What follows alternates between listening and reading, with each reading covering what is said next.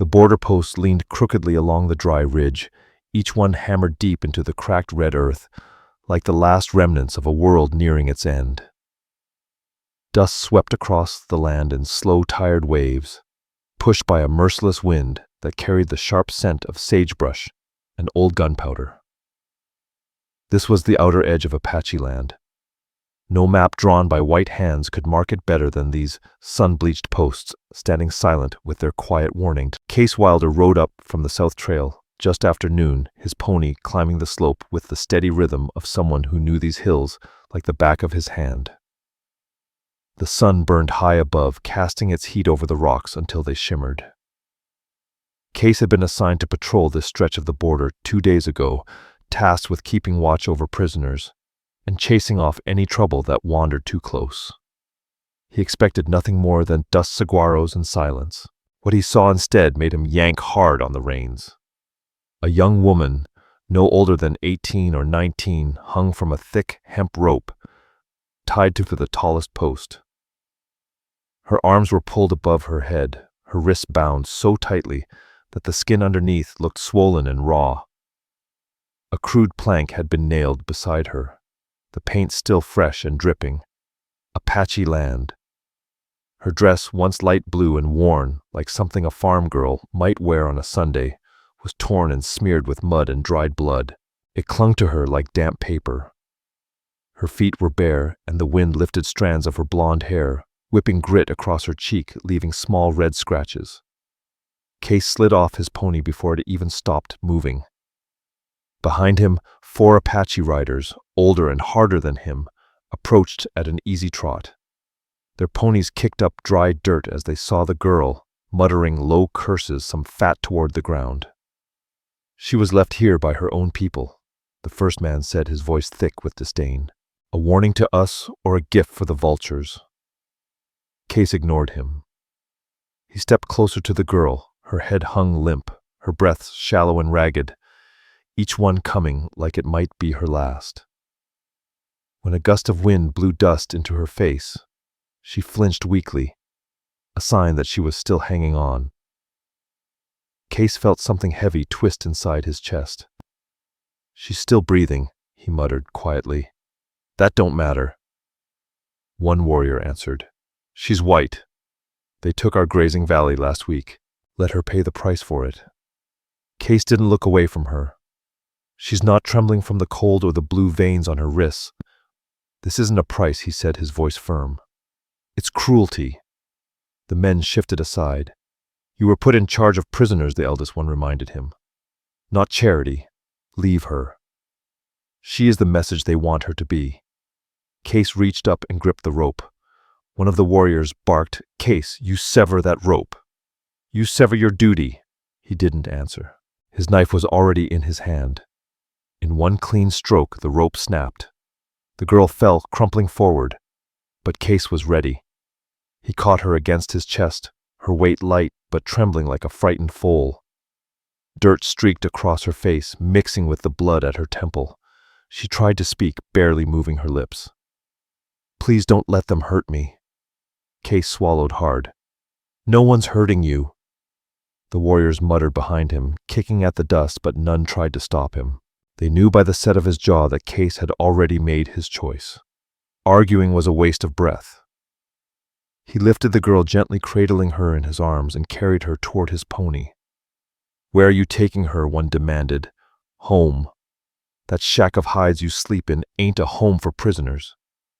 "It's shelter," Kace said, laying her carefully across the saddle, supporting her head with the folded blanket tied behind it.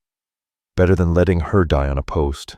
The men exchanged looks, half annoyance, half resignation. But Apache law allowed those who took responsibility for life to keep it. If Kace claimed her survival as his burden, no one could contest it. Not yet. Kace mounted up behind her, securing her with one arm. "Suit yourself," the eldest muttered. "But don't expect Rael Ironwood to thank you." Kace nudged the pony eastward. The girl stirred faintly, her head resting against his chest. Her breath hitched like she was trying and failing to speak. "Easy," he murmured. "You're safe." The ridge behind them, blurred into a haze of dust and heat. Kace rode fast enough to beat the setting sun, but slow enough not to jostle her wounds. The desert stretched wide, lonely and unforgiving. Miles of red earth and dry washes broken by the occasional mesquite or tumbleweed, drifting like a lost soul. After nearly an hour, the outline of Kace's shelter came into view, a humble lodge made from stretched animal hides, timber poles, and scraps of canvas he'd bartered with traveling traders. It wasn't much, but it was private quiet and warm at night. He dismounted and carried her inside. The air inside smelled faintly of smoke and crushed sage. The small cot, just a pile of tanned deer hide, waited in the corner. Kace Wilder gently laid her down, adjusting her limbs so nothing strained her battered muscles. Her breathing was shallow, clouded by fever. He dipped a cloth into a clay bowl of cool water, wrung it out, and carefully wiped the dust and blood from her face. Her eyelids fluttered, and she whispered something too soft to catch before slipping back into unconsciousness. Kace pulled the blanket over her shoulders. "You're not dying today," he murmured under his breath. "Not while I'm here." Outside, the sun sank low, casting the desert in a golden hue. Inside, the only sound was her unsteady breathing and the quiet promise Kace made to himself that he had no choice but to keep. Tomorrow the trouble would come, but tonight he would keep her alive. The girl didn't stir for hours. Kace kept the fire low, feeding it with small pieces of mesquite so it remained soft and steady. The desert night closed in around the lodge, cold and silent, broken only by the far-off howl of a coyote and the crackle of sap in the flames.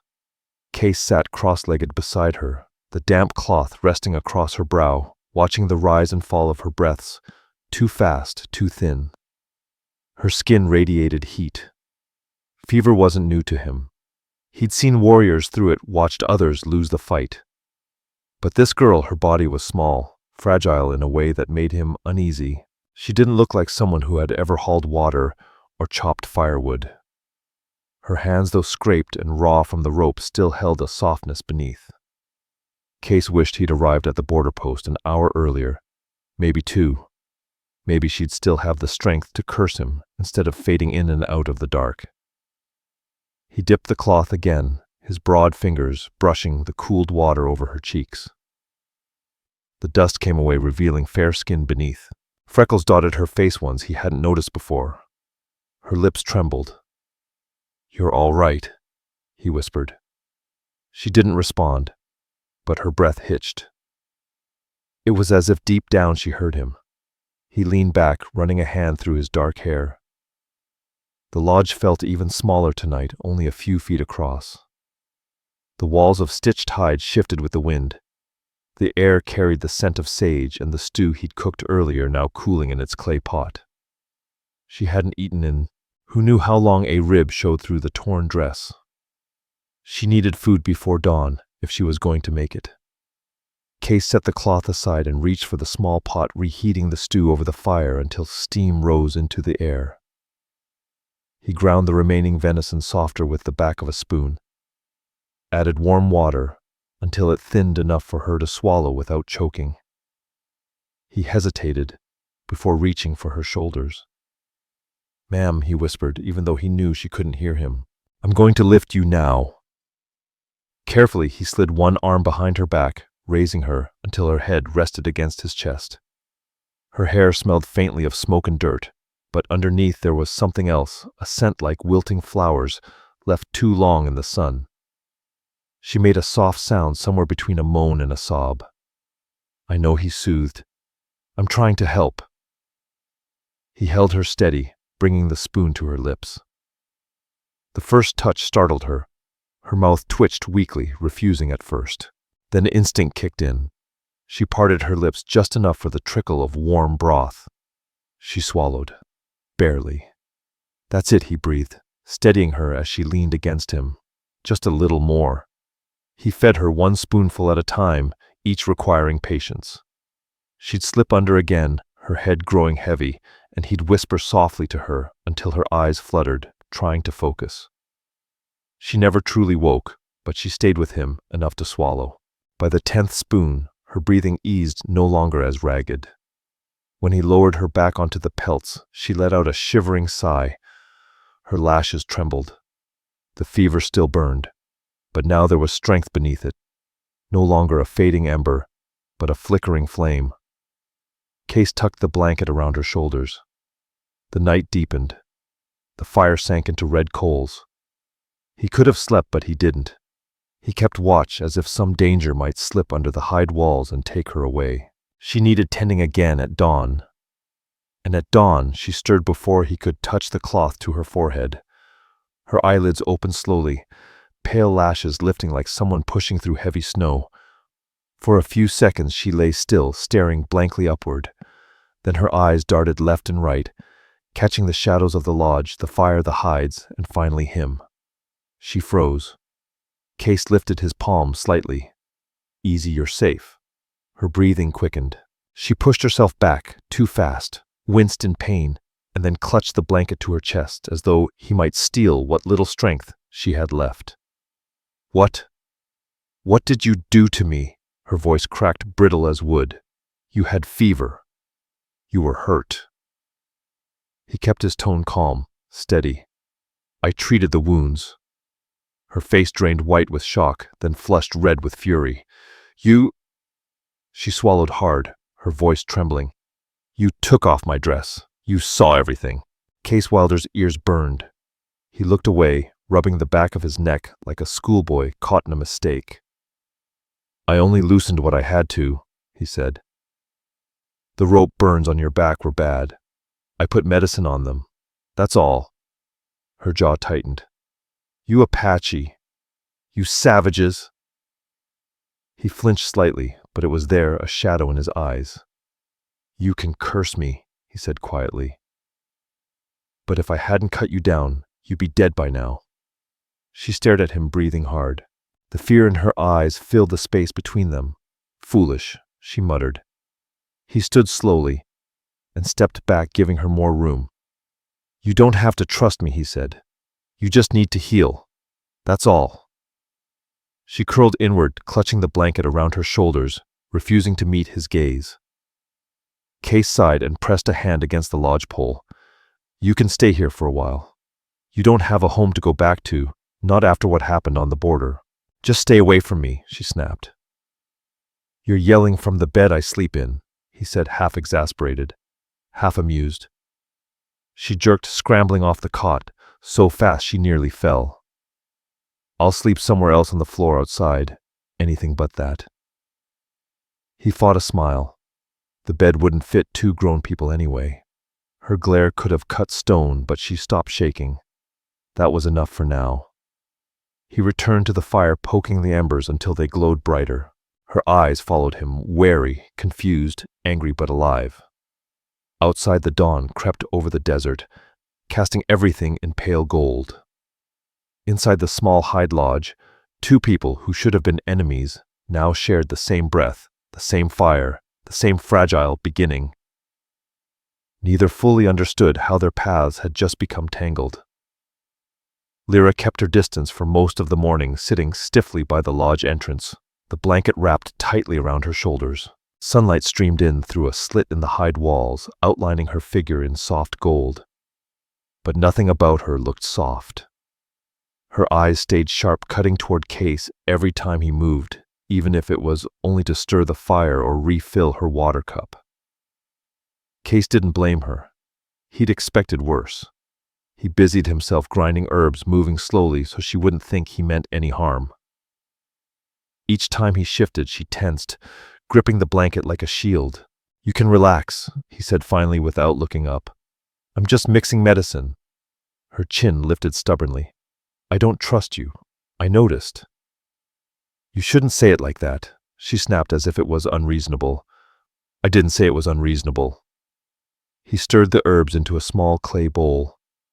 Fear makes sense. So does anger. She blinked, thrown off by the calm in his voice. You don't get to understand me, she muttered. Not after... everything. Everything, he echoed. You mean the rope burns? Or the dress? Her face flushed scarlet. Don't you dare say it like that. He set the bowl aside and finally met her eyes. Do you think I enjoyed doing that? That I wanted to see you hurt like that? She didn't answer. She stared at the floor, her jaw tight. Kace sighed softly. If I hadn't removed it, the herbs wouldn't have reached the wounds. The fever would have taken you. She didn't thank him. She didn't forgive him. But she didn't argue either. Silence stretched between them like a tightrope pulled too thin. After a long while, he rose and approached with the bowl of salve. Lira retreated instantly, pressing her back against the hide wall. Don't touch me, she warned. I won't, Kace said. Not unless you let me. Her eyes flicked to the bowl. What's that medicine for your back? The rope cut deeper than it looked. Well, I'm not letting you near me again. He shrugged slightly. Then the wounds will stay open. She scowled, hating the corner he'd backed her into. Fine, she muttered, but turn around and stay exactly where you are. Kace set the bowl down and sat cross-legged a few feet away, letting her watch every move he made. She hesitated, then knelt carefully on the floor pelts. Slowly, very slowly, she turned her back, letting the blanket slip down to reveal her shoulders. The bruises bloomed across her skin in angry purples and reds. Kace's chest tightened. They did this to you. Your people took my family. She bit out, her voice cold with fury. Why should I care who tied the rope? His hand stopped midway to the bowl. My people didn't do that, he said quietly. Not all Apaches raid. He added, his voice dropping. Some protect, some trade. And some are just trying to survive. She didn't reply. She sat rigid, her body stiff as a board, refusing him the comfort of her understanding. He dipped 2 fingers into the cool ointment, his movements deliberate. This will sting. I don't care. She did care, though. Her entire back tensed when he touched the first cut, and she sucked in a sharp breath, but she didn't pull away. You're brave, he murmured. I'm angry, she corrected. He nodded slightly. Sometimes those 2 things go together. He finished the medicine slowly, his movements gentle so she could anticipate each touch. When he was done, she pulled the blanket around herself and moved away, as quickly as dignity allowed. Kace Wilder cleaned his hands and stood. You should eat, he said. I'll make more porridge. I don't want your food. He pointed to her stomach, which chose that exact moment to growl loudly enough to change the whole mood. Kace's lips twitched slightly, not quite a smile, just a ghost of amusement. Fine, but don't stare at me. I wasn't. You were. I was checking your color. She shot back. You looked pale. That doesn't mean you can stare. He exhaled, almost laughing. Just stay sitting. I'll bring it to you. She stayed stiff as a log, but she stayed. When Kace brought the bowl over, she reached for it with one trembling hand. The moment she lifted it, pain shot through her ribs. She winced and nearly dropped it. Kace caught it in midair. Let me, he said, his tone firm. You can't lift your arm high enough. I said no. She tried again, muscles straining, but the bowl tipped dangerously. Kace lunged to save it a second time. He crouched in front of her, meeting her gaze. I'm not trying to hurt you, he said softly. Her face twisted not just in anger, but with a mixture of humiliation, frustration, and fear all tangled together until she could barely breathe. Without waiting for permission, Kace lifted the spoon. Her lips pressed into a thin line. You're not feeding me. You said that last night too, he reminded her gently. That was different. I was unconscious. That's usually when people are easiest to feed, he replied dryly. Her stomach growled again, and she glared at it, furious with her own body. Kace didn't move the spoon right away, though his jaw tightened. Finally, with a reluctant sigh, she leaned forward and took the smallest sip possible. Good, he nodded. Don't praise me, she snapped. Then eat without being praised. He fed her slowly, spoonful by spoonful. The quiet between them wasn't sharp anymore, but it was tense in a different way, something fragile starting to form beneath the anger. She refused to thank him, but she ate every bite. When she handed the empty bowl back, she avoided his eyes. Kace took the bowl, gently stood, and moved to the fire. Behind him, she shifted, curling deeper into the blanket. Hours later, when she thought he was asleep, she whispered so quietly, he almost missed it. "Thank you." Kace didn't turn or respond, but his hands stilled over the fading flames. The walls between them were still high, but a crack had opened. The days settled into a rhythm neither of them acknowledged aloud. Lira Storm woke at first light, always pulling the blanket tightly around her shoulders, scanning her surroundings as though she expected chains or spears. Kace rose earlier, stoking the fire, boiling water, and stepping outside to gather what little herbs and roots he could find along the dry wash. By the third morning, Lira noticed the cloth bundles near her bed, clean, strips of hide for bandages. A cup of fresh water from the creek, a small bowl of crushed herbs already mixed for her wounds. She didn't thank him, but she didn't push them away either.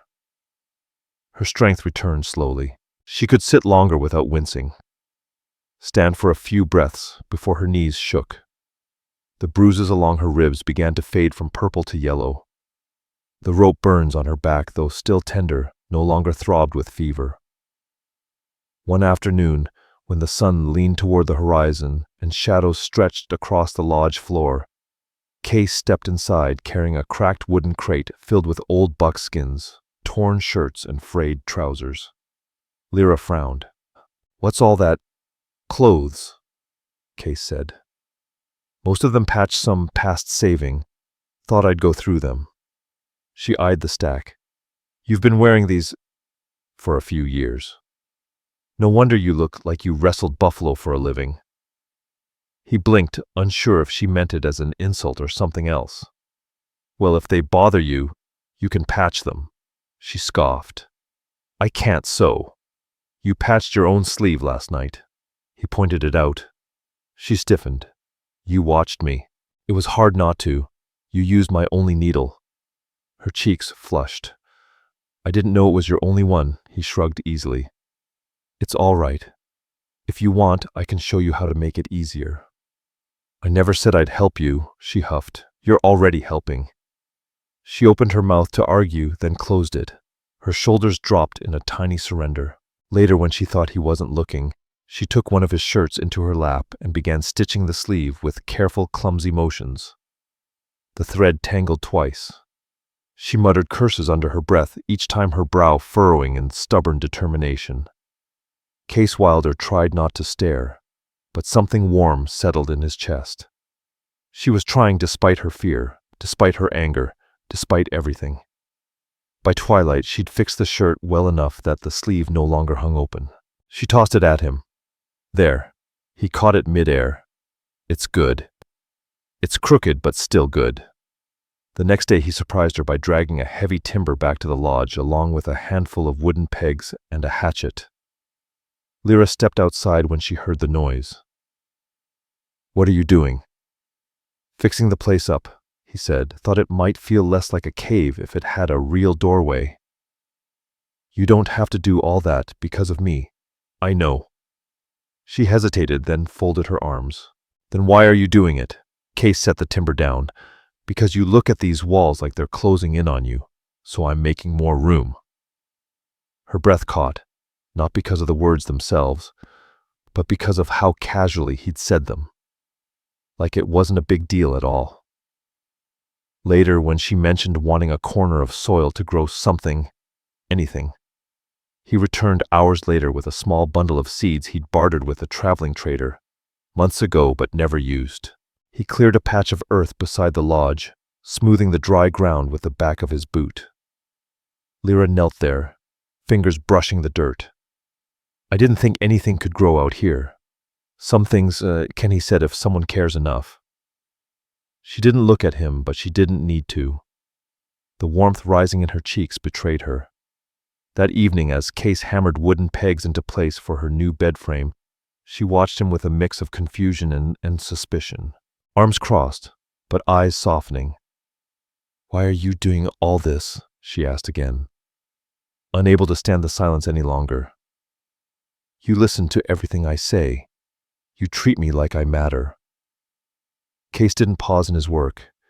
He fitted another peg, struck it twice, then said in a low, steady voice, "Because any woman deserves to be cared for. Even the angry ones." "I'm not angry.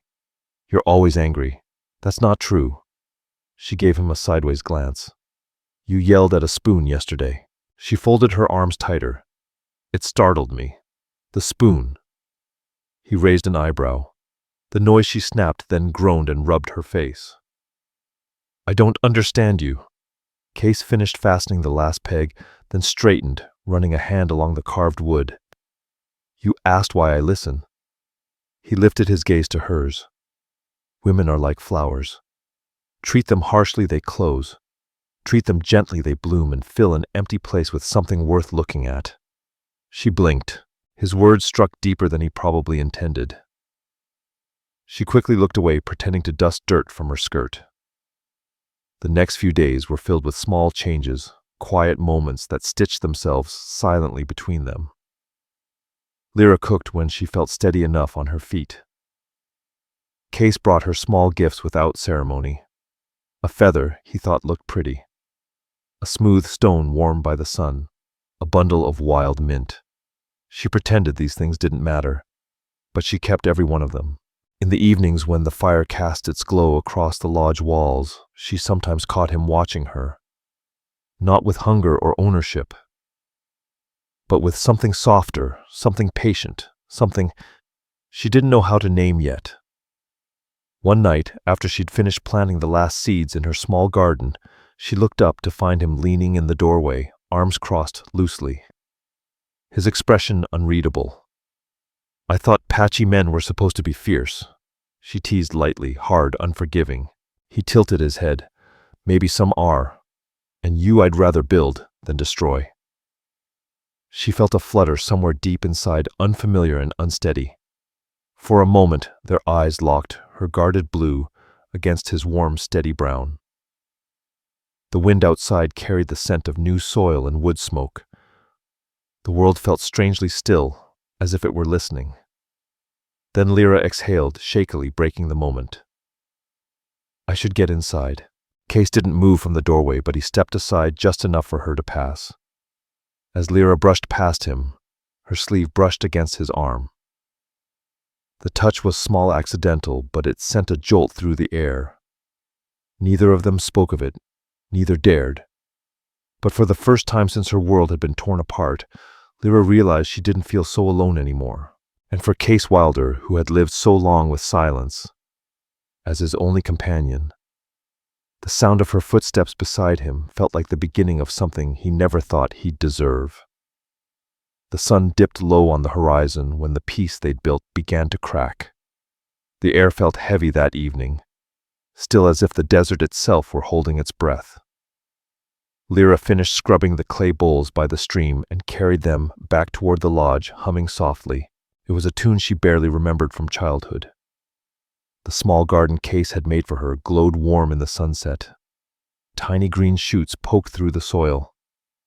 She smiled at them, feeling a small bloom inside her chest to match.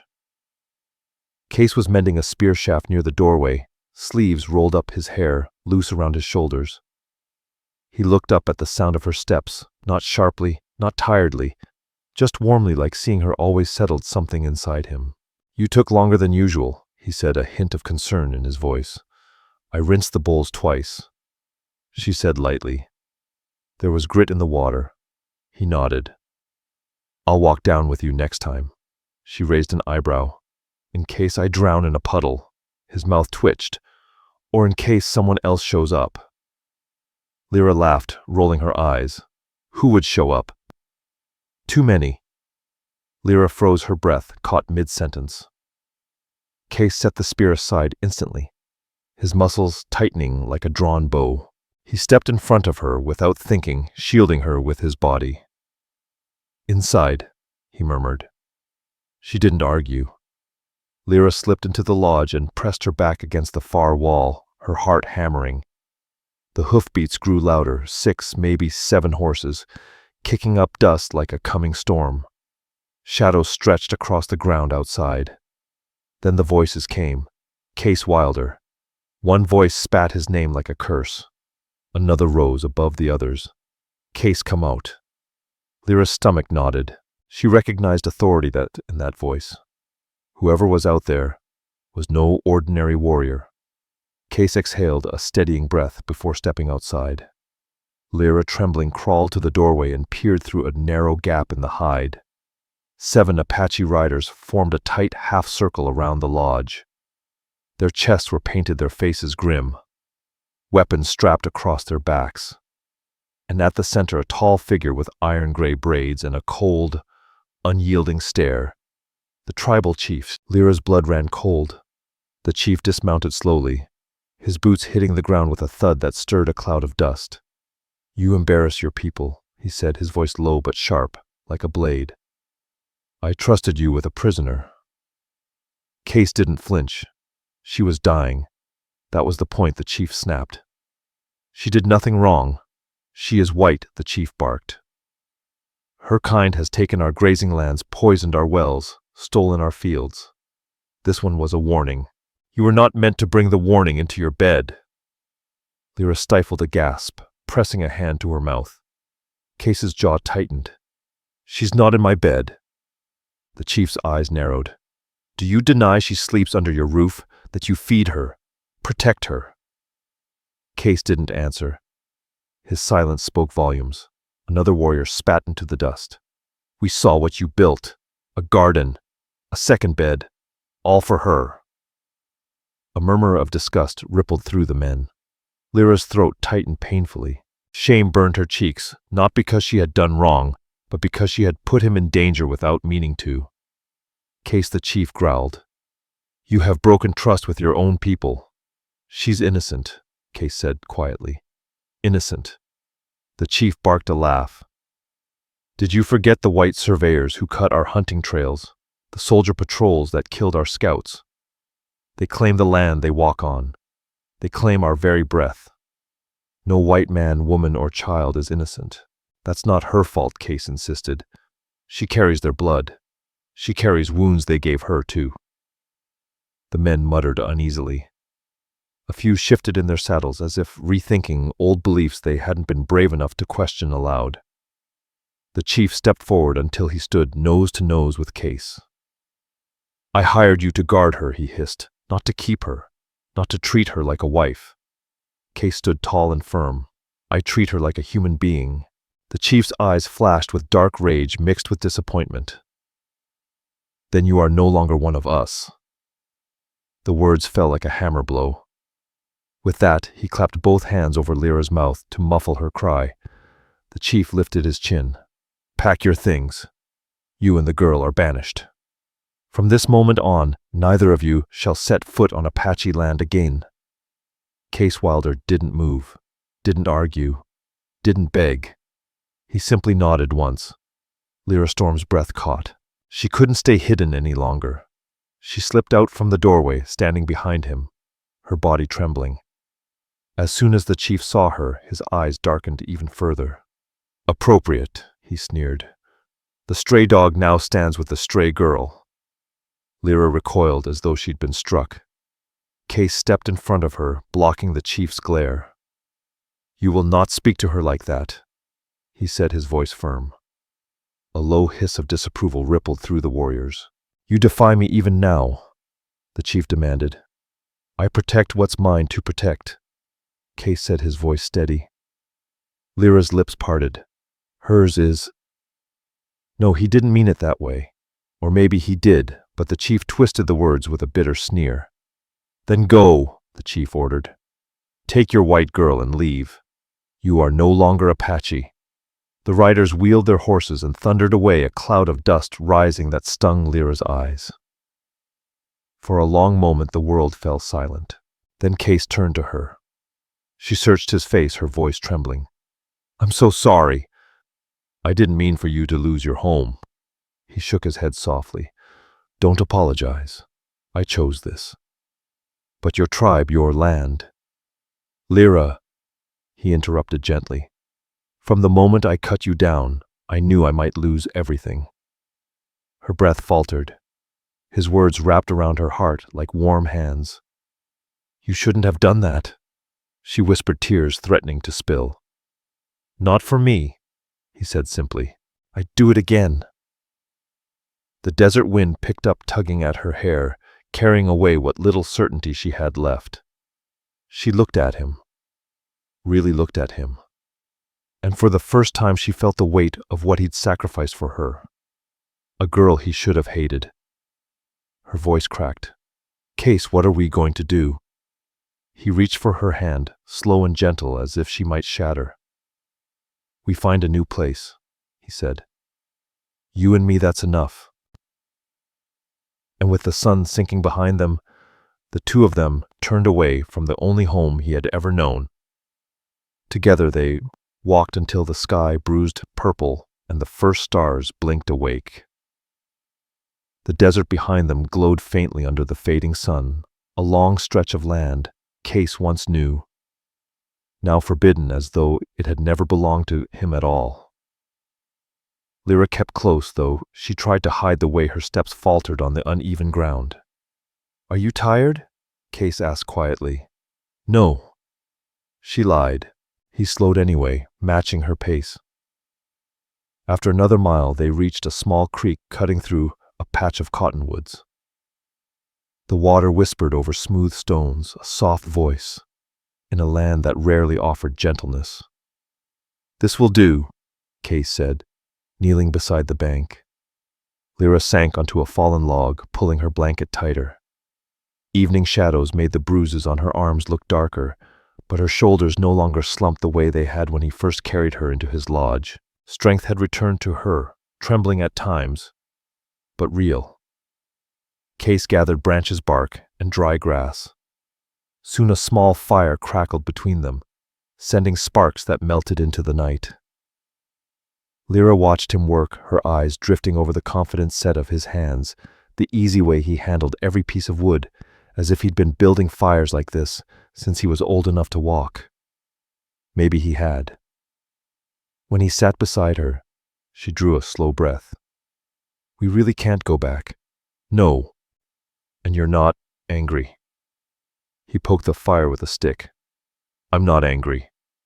Why not? Her voice cracked. I cost you everything. He shook his head. My tribe turned their backs long before you came. They just finally said it out loud. The flames lit his face in warm orange light, and for the first time Lira realized how lonely he must have been, even before she entered his life. She gazed at the creek, listening to the soft rush of water. What do we do now? We find a place to live, somewhere the land doesn't care what skin we were born with. Her throat tightened. Is that even possible? It is if we make it. The certainty in his voice steadied her. She wrapped her arms around her knees and rested her cheek against them. Kace. Do you regret it? Leaving everything to help me? He didn't answer right away. He stretched out a hand instead, brushing a loose strand of hair behind her ear. The touch was gentle, cautious, as if he was afraid she might pull away. She didn't. I don't regret a thing, he said. From the moment I saw you hanging on that post, I knew what being with you might cost me everything I had. His voice softened, but I'd already made my choice. Lira's breath shivered not from the cold. She lifted her head slowly, meeting his gaze. There was something warm in his eyes, something that startled her with its depth. Not ownership, not pity, something deeper. I thought you hated my kind, she whispered. I never hated you, Kace Wilder said, and the others. I don't blame you for what they did. People are more than the blood they come from. The truth in his tone undid her. Tears stung her eyes before she could stop them. Kace, she whispered, her voice trembling, I never thought I'd owe my life to someone I grew up fearing, someone I was told would hurt me. She paused. And here you are, he murmured, still breathing. She let out a shaky laugh. Thanks to you. He shifted, drawing her gently into his arms. She didn't resist. Her head settled against his chest, and she felt his heartbeat, slow, steady, grounding her in a way she hadn't known she needed. The creek whispered. The fire warmed their feet. Above them, the stars glimmered like scattered silver dust. When Kace's arms tightened around her, she tilted her face up. Their eyes met something fragile and bright flickered between them. Then, without thinking too hard, without letting fear steal the moment, he leaned down and pressed his lips to hers. He froze for only a heartbeat, startled, then kissed her back with a tenderness that unraveled every knot inside her. His hands slid to her waist, and hers clutched his shirt. The world narrowed to warmth, breath, and the soft brush of his lips against hers. When they parted, she stayed close. Her forehead rested against his. Her voice was barely a whisper. Thank you for protecting me, the enemy I love most. He drew in a quiet breath, half laugh, half disbelief, and wrapped her tighter against him. You are no enemy of mine, he murmured. They sat like that for a long time, wrapped in each other and the quiet of the wild. Tomorrow they would search for a place to build a home, maybe a valley beyond the next ridge, maybe a small patch of land near the creek, maybe somewhere the soil was kinder. But tonight they had each other. The fire crackled low, throwing sparks into the dark. The creek whispered its secrets. And beneath the endless western sky, among blooming wildflowers and the soft lull of water, two people who had once feared each other found something neither expected a place to belong, and they would carry that with them, wherever the trail led next. So their story settled into the soil of the West, a quiet reminder that love can rise from the harshest ground and turn strangers into a home. If their journey touched your heart, let it ride with you a little longer across the wide open plains. If you enjoyed this story, please hit subscribe, like, share, and leave a comment so I can keep bringing you more tales from the Wild West. Thank you all for listening.